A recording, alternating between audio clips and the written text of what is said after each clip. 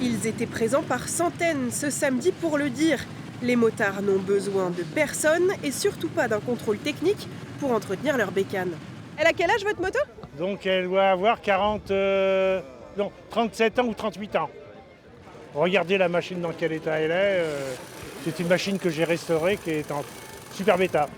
Ça coule de sens quand on fait de la moto que de s'intéresser à la sécurité du véhicule et que du coup on est responsable de ça au quotidien par des vérifications usuelles et techniques régulières.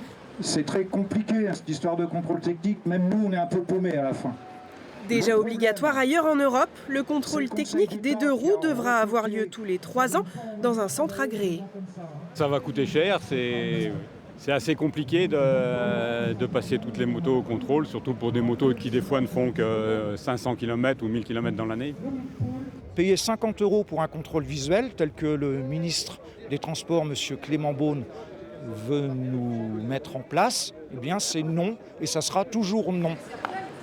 Si moins d'1% des accidents mortels à moto sont causés par des défaillances techniques, une vérification régulière reste utile pour ce contrôleur qui constate chaque jour des irrégularités sur les voitures de ses clients.